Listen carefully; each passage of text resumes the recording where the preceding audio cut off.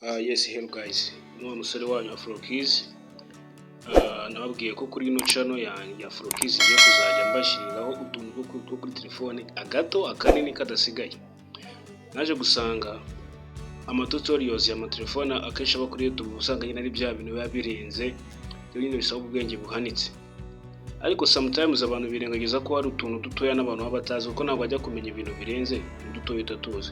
Niyo mpamvu rero ngiye naje hanga kugira ngo rero nze gusukura imihanda mbereka akantu guhera ku gato kugera ku kanini. Uyu munsi ngiye kubereka iki rero. Icyo ngiye kubereka uyu munsi ubushize muri episode ya bikorwa gute, episode ya gatatu ndakeka ubushize nashizeho naberetse ukuntu wa creating email. None deni kuko nababwiye ko ngiye kuzajya nkora gato na kanini. Sibyo utazabona n'abatayemo ukuntu bafungura WhatsApp ukabona ibintu biranga. Ikintu ushaka no kubigisha guhera ku gato ko kanini, kuko sometimes zera abantu babasha gusanga nyine ibyo ako twita gato yako batakazi. Ni mpamvu rero ko ubushize nabigishije ku creating email, ubu bugiye kubereka ukuntu wahindura password yawe ya email.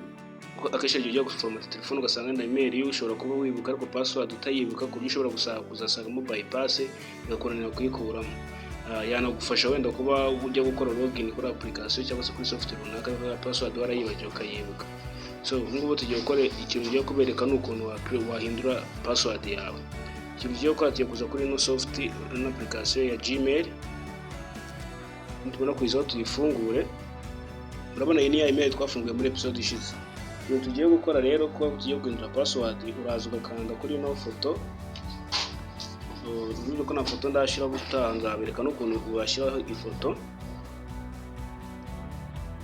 Ugiye kuza ahangaha kuri kano gafoto hano hejuru ubona, ndayo tugakandeho. Tumara kugakanda urabona ni email twakoresheje ushize yanditse email yawe, kuko nababwiye ko uzajya gufungura email wawe byikoresheje amazina yawe n'ibyo byiza.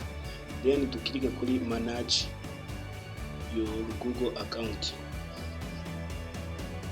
Manage your Google account n'ahangaha. Then tukirikeho. Umaze gukirikaho haza ahangaha urabona first step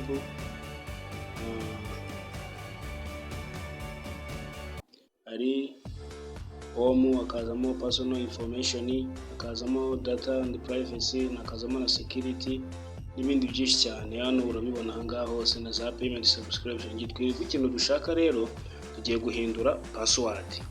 Guhindura password twakanze ahangaha handitse security.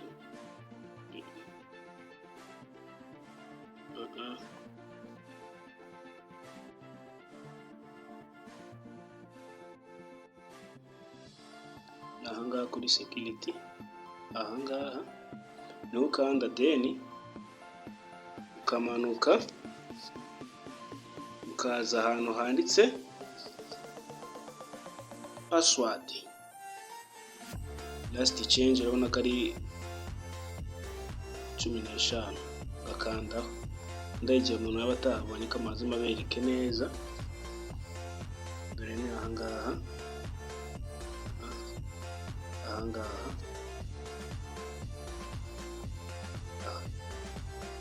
then ukande ukirikeho. Tegereze gato biterwa na network ufite. Urabona direct washatubwira ko twashiramo email first to verify, sibyo? Ariko email yacu mu byukuri ntabwo password ya ntabwo tuyibuka. Kiriko ko tugiye gukora tugiye creating nyine indi password. Waza hano kuri forget password.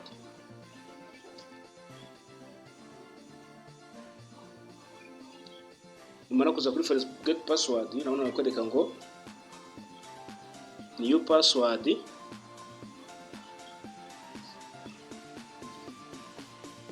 Arakwereka new password hano yishiremo, then wanditsemo hejuru wongere yishiremo hano hasi kugira ngo ubone kubi savinga nyine. Wenda password turakoresha kanigire privacy.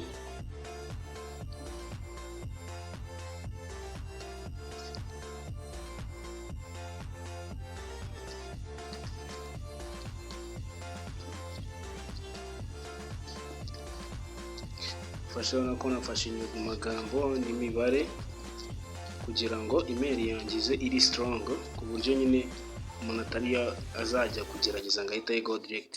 Navanze imibare n'amagambo mvanga n'utumenyetso, uba nibyo byiza ku creatinga password nziza nyine strong. Then nkanda hano kuri change password, ndikubona nasiko password then success yaba imaze kuba changed. Ubu butaha ngiye kuba nakora login ku hantu hose runaka, kubona password yanko ko yabanze kuba changed.